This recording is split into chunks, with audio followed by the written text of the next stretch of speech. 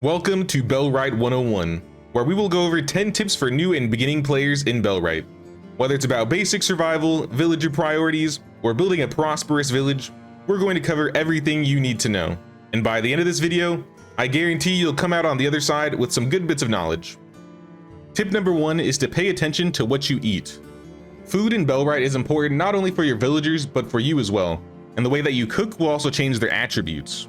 This isn't like other survival games where if you don't eat or drink that you'll starve and die, but depending on the food types that you eat, you'll be given an increase to HP and stamina, along with random trait boosts like increased damage, skill XP, increase in productivity, etc.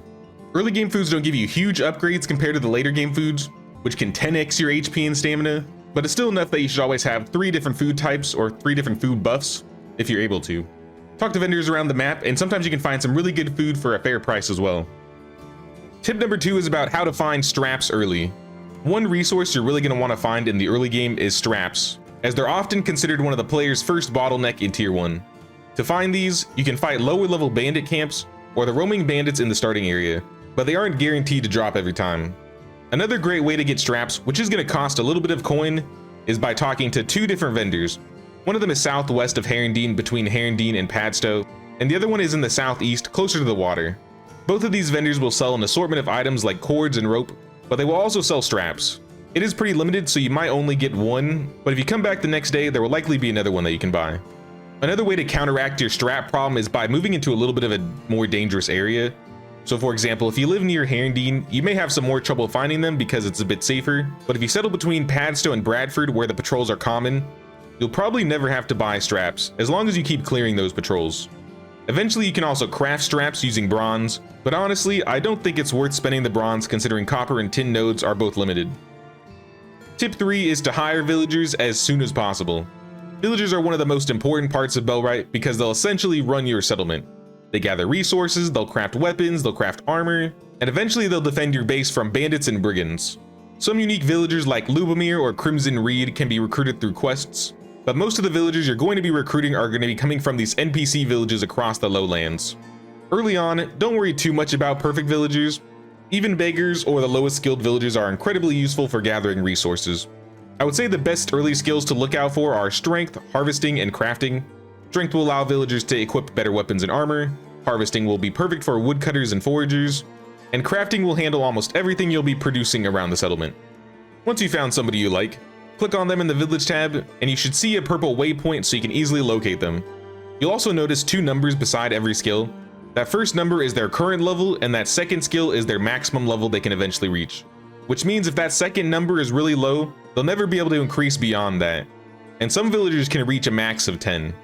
To hire villagers, you're going to need some renown, which you can earn by completing quests, placing hunting trophies, fighting human enemies, and also clearing out the bandit camps. Your first few villagers are going to be fairly cheap, but as you start recruiting more people or recruiting higher skilled villagers, that renown cost is going to rise dramatically. The nice part is though that you won't really have to worry too much about making mistakes, because if you ever want to replace a villager, you can simply expel them and receive a full refund of your renown. Tip 4 is about trading with the traveling merchants. Whenever you see those traveling merchants, make sure to stop by and check and see what they're selling. If they are within proximity, you can usually spot them on your minimap with a little cart icon, but for the most part they are just NPC villages attempting to trade with each other. If you talk to them, they often have high quality food, animal feed, and arrows available for surprisingly cheap prices, and it's even a great way to turn some unwanted items into gold by selling directly to them. Now this isn't really a trade tip, but it is still relevant. If you ever see merchants on the road attacked, or those abandoned merchant carts on the side of the road, check it for loot if you can, because sometimes they will actually have some random resources that you can take, and you won't even lose trust with the villages. Tip number 5 is about using fast travel properly. You'll want to research the travel signs at the research desk as soon as you reasonably can. They cost a little renown and some resources to build, but once you place them, you can instantly fast travel between them whenever you're out of combat. I highly recommend placing one outside of every NPC village, all of your own settlements, and anywhere that may seem convenient because they make getting around a lot faster. Like I mentioned though, these do cost renown, so sometimes you might have to choose between fast travel signs or recruiting villagers early on.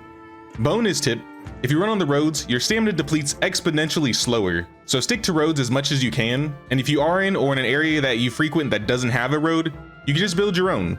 They function the same way, and now you can place your own travel signs on them. And also don't forget to pay that king's tax of 1 like or 1 sub, y'all. Really helps the channel out and I appreciate the support. Tip number 6 is about using villagers for mass gathering. If you ever head out on an expedition, you should bring a villager squad with you and command them to gather resources. They'll mine ore, they'll chop trees, they'll gather mushrooms, collect berries, and harvest stone significantly faster than you can, all while carrying everything in their own inventories. If you're already traveling together and your army has some extra room in their inventory, it's one of the easiest ways to return home with massive amounts of resources. An easy way to set this up a little bit more efficiently is with the squad system. Make squads built for mining, harvesting, or gathering, depending on who has good skills. You might not want to take the best so you can keep your best workers in the village working, but even 3 to 4 harvesters helping you mine or gather resources will significantly increase your gather rate. If you have a villager with the porter trait or a lot of high inventory space, those villagers are also really good candidates to bring with you. Tip number 7 is to look at the tech tree before researching.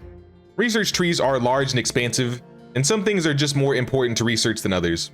In fact, I'd argue there are a lot of things you probably don't even need to research, especially when it comes to clothing and weapons. Focus on researching the things that you need the most. For example, definitely get a basic set for your villagers. I recommend the adventure garb or higher for your first liberation, but you really don't need to research every clothing set. Medium armor sets are pretty balanced all around. I've beaten the game a couple times with just all of my villagers wearing the same set regardless of whether they were melee or ranged, and just using medium armor. In terms of one of the first weapons, I would say Sax is a good starting weapon, but before maybe your first liberation, a dozen companions with maybe say maces will make that first liberation a lot more manageable. In terms of building and crafting stations, basically all of the building and crafting stations are necessary, so if you're not sure what to research next, you can't really go wrong researching those. Tip number 8 is about balancing job priorities. Managing villager priorities is one of the biggest factors to keeping your settlement efficient. Every villager has strengths and weaknesses, and if there's a task you never want someone doing, you can simply disable that job entirely. Every workplace also shows how many workers can support it, so if there's only one slot available, you'll usually want to have at least one dedicated worker, although having a backup is still useful in case someone gets injured and can't work. Tip number 9 is re-rolling recruitable villagers. Believe it or not, killing villagers inside NPC settlements is actually a legitimate strategy. If you can defeat them before they run into their house, the next day they will respawn as a completely new villager with completely different stats. And the upside is the village won't hate you forever, they'll just be hostile to you for about a day.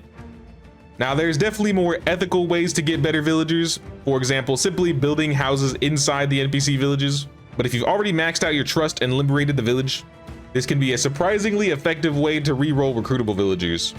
And tip number 10 is to increase village prosperity. Once a village has been liberated, trust is no longer your primary concern. Instead, you'll want to focus on prosperity. While it is technically optional, it is definitely worth investing in. Villages display which resources they're lacking, and supplying those items allows them to craft additional goods to sell. You can also queue new workplaces for construction, letting them produce or sell even more items over time.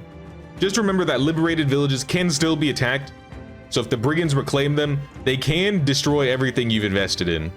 Thankfully though, higher prosperity will also improve the local village militia, which you can hire for gold to help defend the settlement. Though it can be pretty challenging in terms of managing villagers, liberation, prosperity, and all of that. But take your time, don't be afraid to make mistakes, and you'll definitely enjoy your time in this game. If you'd like to see some more Bellwright content or see the mistakes I've made, be sure to check out the video on the screen right here. Also, don't forget to pay that king's tax of 1 like or 1 sub on your way out. And until next time, y'all, thanks for watching, and take care.